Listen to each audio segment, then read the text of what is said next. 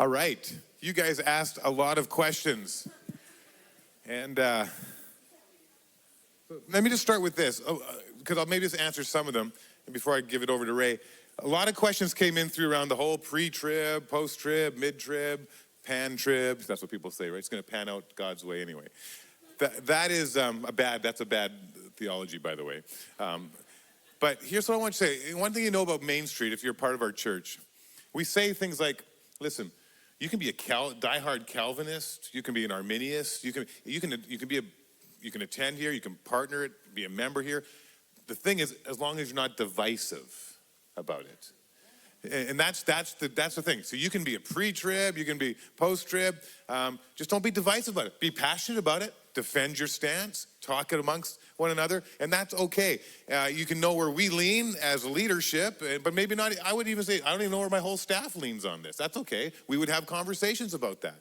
And so, so I just want you to put you at ease and talk more about it if you need to. Ask questions, and I think it's good to have those conversations around these issues that are not salvation dependent, right? Our salvation isn't dependent on these. That's simply by grace we receive, and then we can talk about some of these dynamics. But I agree 100% with Pastor Ray says. What you believe impacts how you live, and so is it causing you to become more like Jesus? Is it creating urgency in your heart and life to live out the truth of the gospel and so forth? So wrestle with those things. So there's a lot of questions, or some people want explanations. I'm not going to get too much into that with these questions, because I just want you to know we can talk more about that if you're part of our church, or if you want to connect with us, because we could probably spend a lot of time there. And I think Ray did a great job in giving his perspective, and so.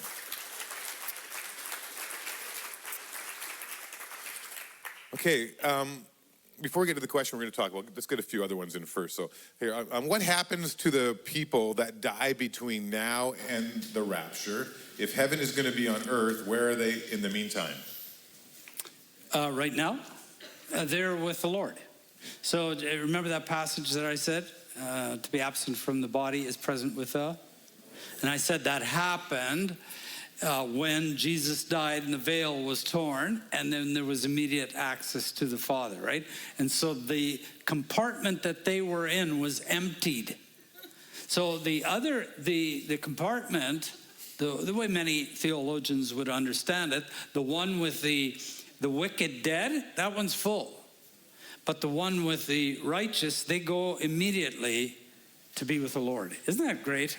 So those are your loved ones that have gone already. They're with the Lord. Isn't that awesome? Yeah. And we can call that heaven. Yeah. It's absolutely, that's heaven. That is heaven. Yeah. In regards to the post-trib view, we'll get one little thought in here. Because there is a thinking that the pre-trib view would hold that there's a rapture, so there's an appearing of the Lord that takes away his saints, and then there's his return. The difference, though, would you say, with the post-trib is that the rapture and the second coming are one event. That's correct. Yeah, so that would be the difference for some of you who are wondering how it works. So that there's the first advent, the second advent is when the second coming, and that takes place with what people would call the rapture. Yep. As soon as the trumpet, that last trumpet, the seventh trumpet sounds, Jesus comes. We go and meet him in the air. The dead in Christ rise. Those who are alive, they meet him in the air. They escort him back. And we gave those three reasons for believing that. They escort him back. It's at the end of the tribulation when the kingdom of the kingdom of this world becomes the kingdom of our Lord. And then he sets up his millennium. All those things happen at the exact, just 1, 2, 3, 4, 5. Yeah.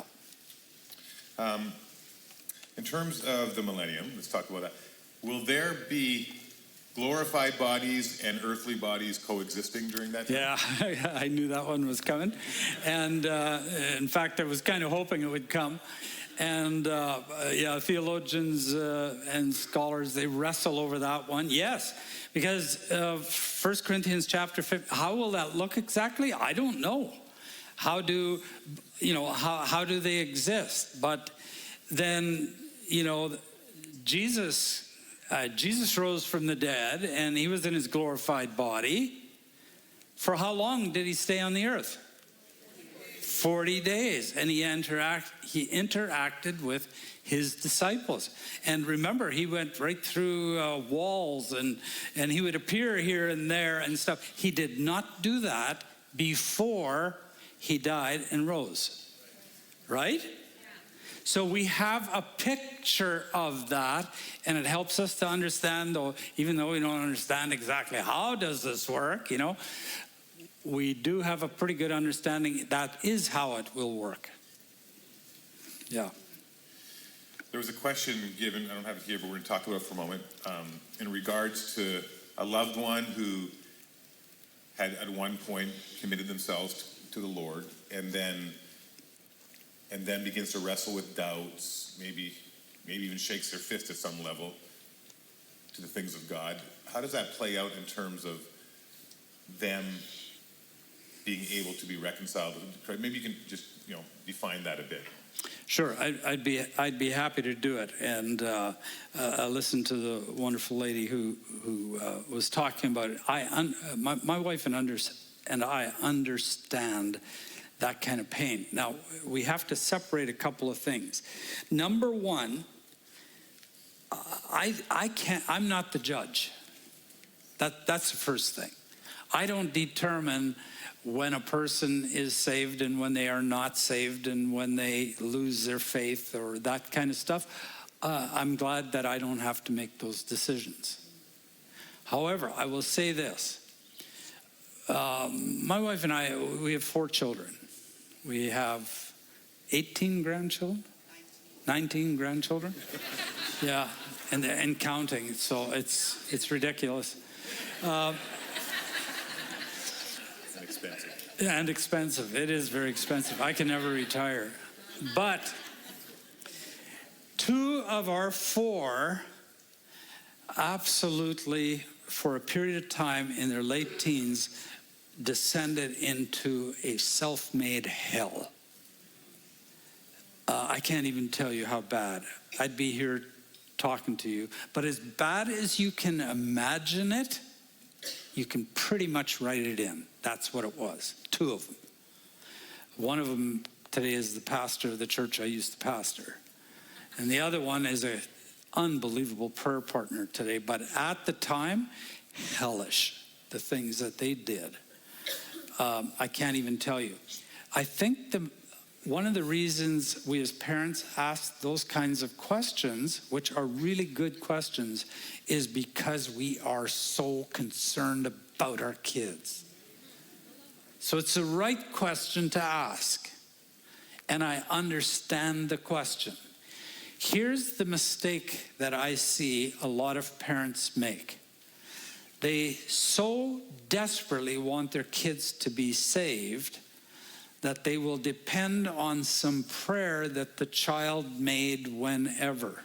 And all our children did that at an early age. And listen to me, when I say that, it wasn't just a little, come on, I want you to pray this with me. No. We never went to them and said, we kept telling them how to be saved. We taught them the scriptures. We did all of that. But the Holy Spirit would convict them, and they would come to us, and they wouldn't be able to sleep, let's say, during the night.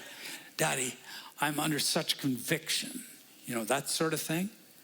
I cannot sleep, and this kind of, and then they would pray and receive Jesus, and everything would be fine. But then 2 of them who have unbelievable testimonies of what God did in them descended into this hell.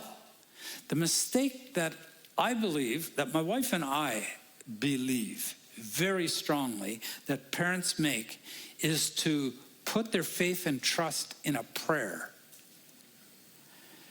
When your kids aren't producing the fruit that it should, you should be on your knees and fasting and praying.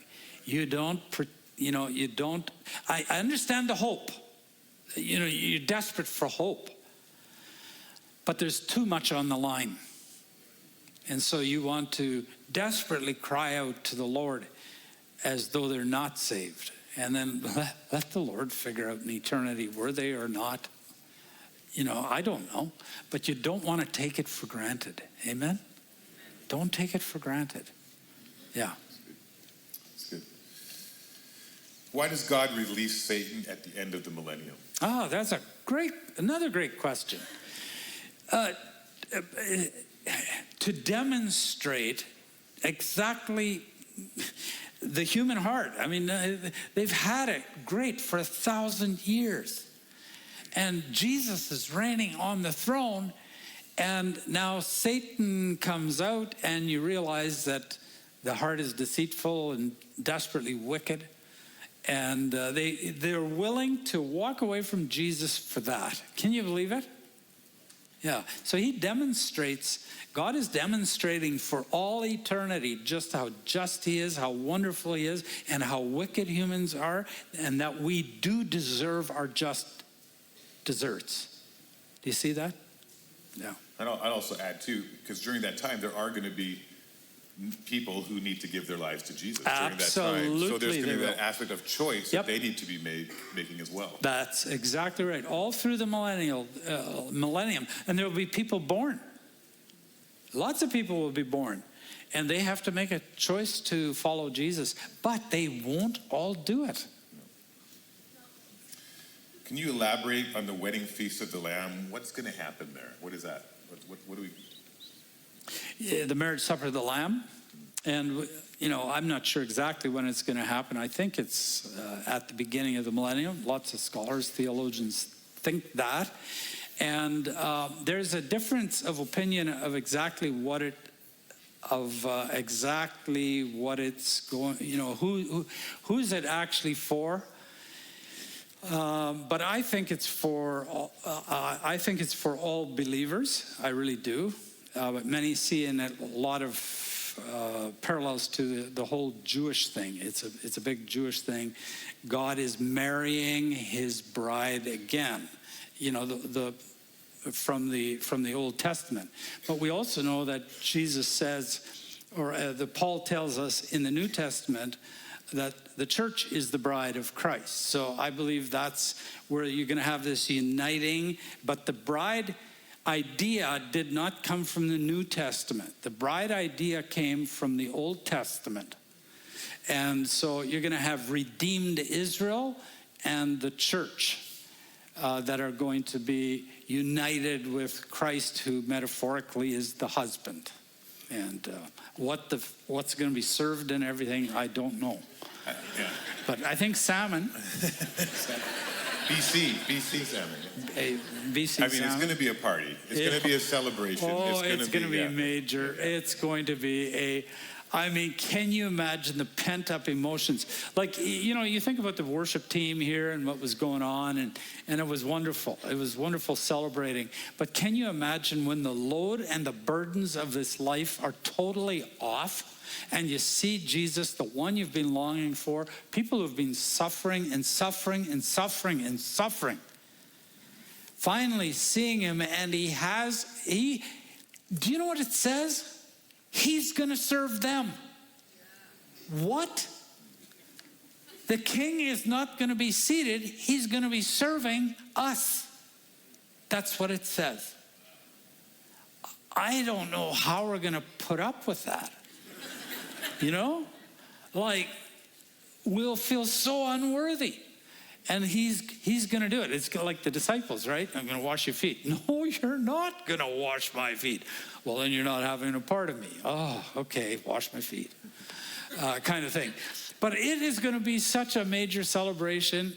And unlike any celebration, take the biggest what do you think are some of the biggest celebrations in the world today? Super Bowl? Olympics, whatever, right? You take all of those. My birthday. Your birthday? Is it? No, Oh. I'm just saying it's one of the biggest celebrations. Yeah. But you take all those things, they're nothing compared to the marriage supper of the Lamb. Nothing. It's gonna be good. And oh my goodness, somebody should write a song about that. Can one of your team write a song on the marriage supper of the Lamb? in the celebration? Somebody should. Dean? Dean, Get what that done you by sang tomorrow there morning. before, what you sang, Dean, morning. that was amazing. You got to write one for church renewal. I mean for your church, but then for church renewal. Okay, it says Satan will be cast out of heaven in the tribulation. You talked about that. However, this person writes, I thought Satan had already fallen from heaven in the beginning of the biblical story. Can you please clarify further with that? Yeah, right now he has access to heaven, right? So he's the accuser of the brother. Revelation 12 tells us that.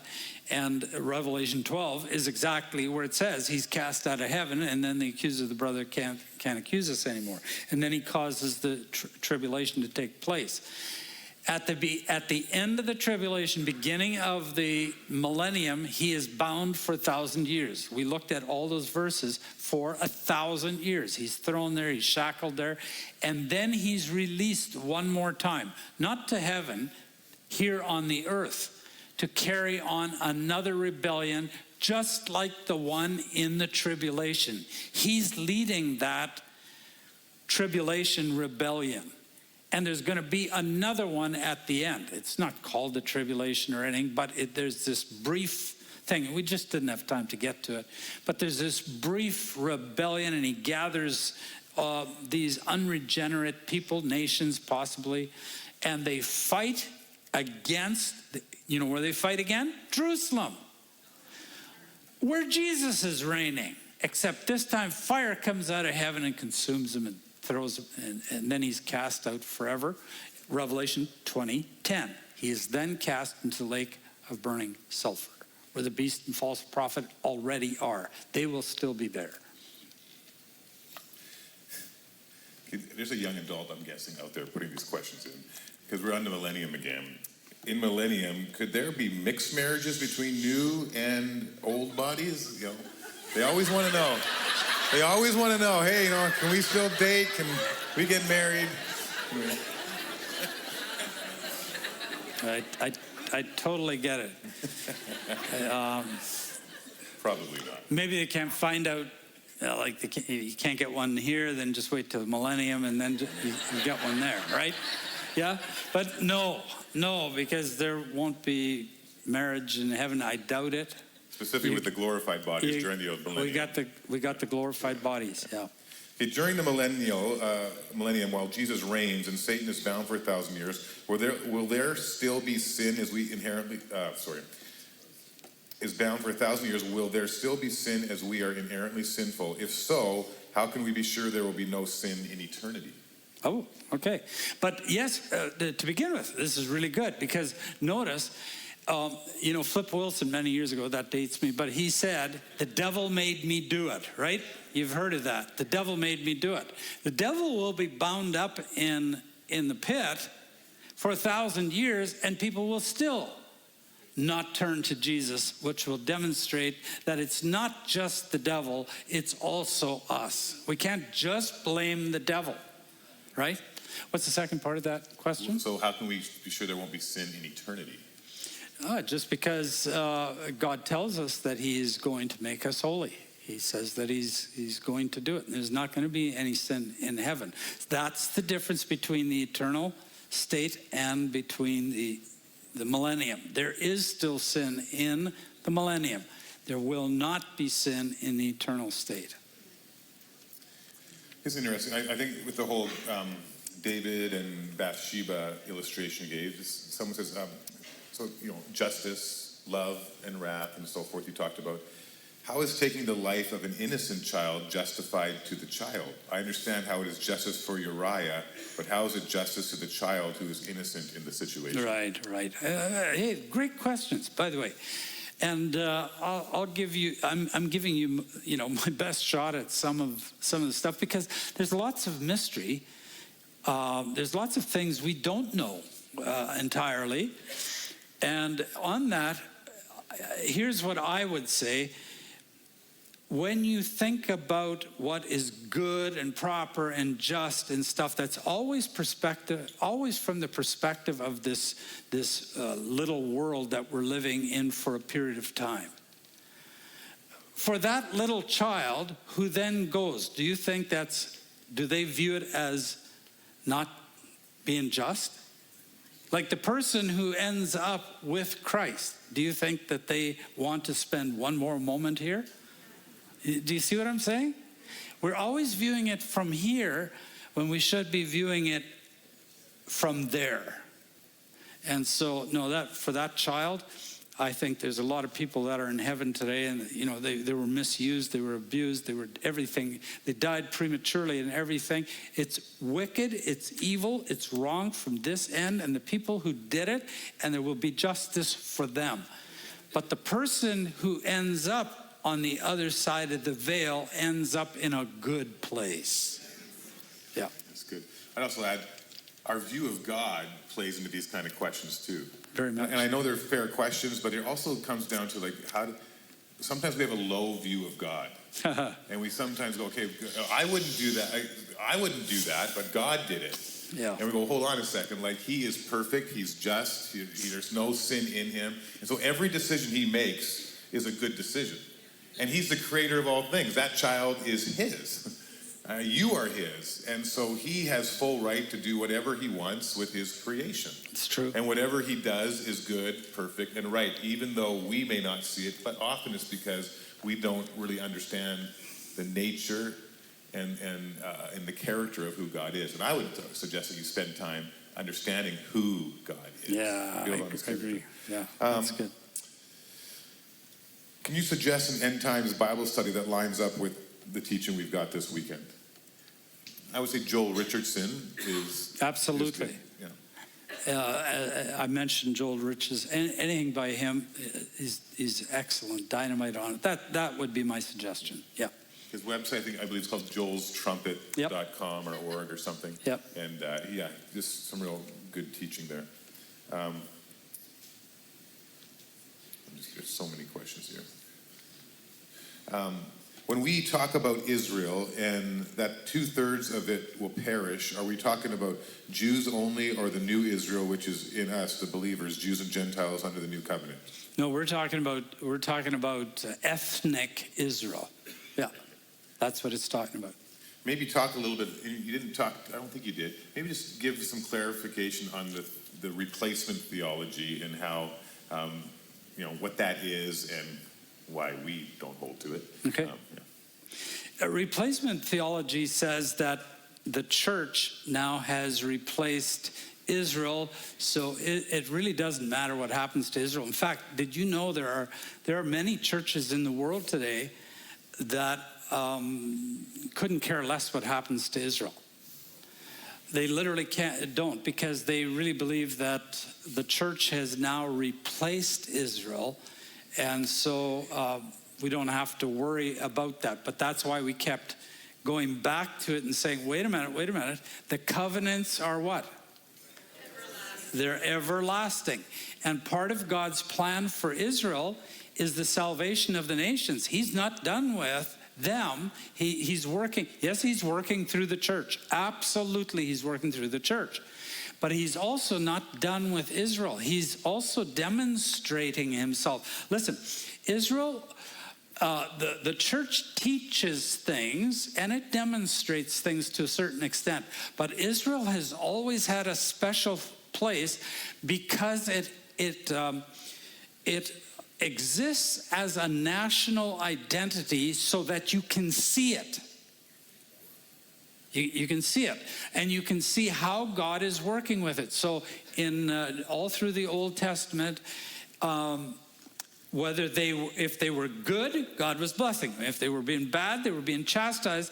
But the nations were always watching, and they were learning about God and his ways from how he interacted with them. Eventually, he's going to bring them back to life. I mean, even the fact, lots of people ask questions, how did that thing come back to life in 1948? That's impossible. You can't see some of those things in the church. And so they come back, and how God's going to deal with them in the tribulation, and then how they're going to be saved, and how Jesus is going to come and rescue them, is going to cause the salvation of many, because they're going to be able to see that. And then in the millennium, he's going to rule from Jerusalem. He's going to be reigning on the throne of David. We didn't say a lot about this. And over his kingdom, Luke chapter 1, verse 31 to 34. And so Israel is very much a part of what God is going to do even in the millennium, and how the law is going to go forth and stuff. It's going to come right out of Israel. Yeah. So they're very, very important. And the church doesn't just replace it. Remember this. Never forget. Read Romans 9 to 11 very carefully. The vine is who? It's Israel. And the church gets grafted into the vine, not the vine. The church does not replace the vine. He doesn't go and destroy the vine. He grafts us into the vine so that the promises that were made to Abraham and David and in the new covenant, we get to participate in those same covenants. Does that make sense? Yeah. So they're not replaced. When Jesus wages war and we march with him, are we killing people too? Does that go against his commandment to not kill? Although his commandment is do not murder, which is a difference. But talk about that. How does that play out? Well, yeah, that's a good question, because are we going to be with him? Yes, we are. We're coming back. We looked at some verses that indicated that that we're going to fight against the enemies with him. What part we're going to exactly have in that, I don't know, because remember I pointed out the bowl judgments, right? And I said there's many scholars, theologians think that those bowl judgments, Jesus is pouring those, because it definitely says he's pouring out judgments. So how much of it is him doing that? How much are we participating in it? I don't know. I don't know exactly. Yeah. Whatever it is, it'll be just. It'll be just. Yeah. With the church on earth during the wrath of God phase of the tribulation, is the bride sheltered from his wrath during that time? Yes. We talked a bit about that. Yeah, we looked at that one verse that said they are sealed. I think it's in Revelation chapter 9. The saints are sealed so that those certain judgments cannot, they don't come against them. Now, will they be feeling the effects of these things? Will the church and the people? Yes, absolutely we will. When 1/3 of the earth is burnt up and, this is happening and all of that will be affected, but will it be directed exactly against the saints? No. The wrath of God will never come against the saints. He loves the saints. All right. If half the angels fall from heaven, which happened, what is our guarantee that... Or a third. A third, yeah. Mm-hmm. What is the guarantee that will not happen again?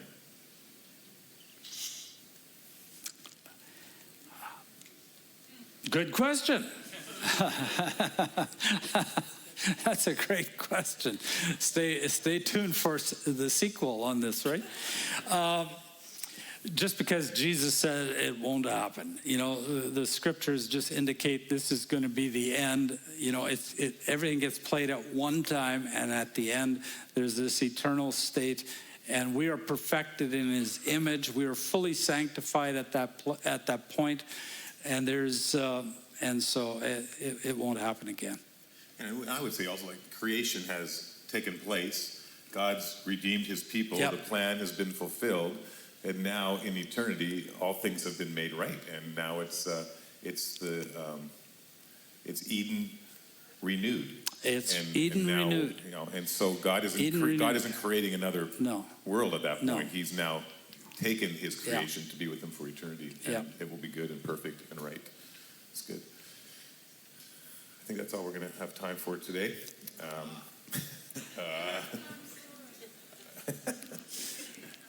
I'll find one more. Diehards. Did Adam have a belly button? No, I'm just kidding. Do you?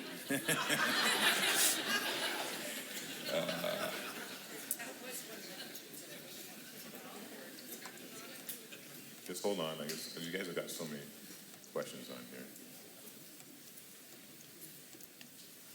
But remember this, even as you're thinking about a lot of these questions, we're getting into the blurry parts where we can surmise some things and we can guess a little bit based on some things we know about God and that sort of thing, but we don't know. He doesn't tell us everything, but he tells us enough so that we can align with what he's going to be doing, and that's why this is important. Yeah.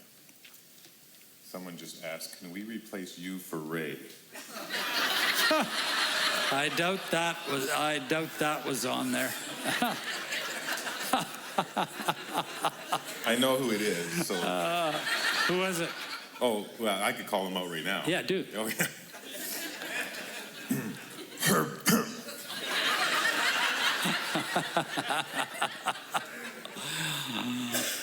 Herb, we'll have coffee later, wherever you are. That is funny. Yeah. Actually, we are doing a little. Can I trade some congregants for some at Southland? We could try. Never. Yeah. Yeah. Yeah. I think we're going to stop and go with the closing song. Sounds good. There's a lot here, but can we give Ray a hand and thank him so much for his... All right. Thank you.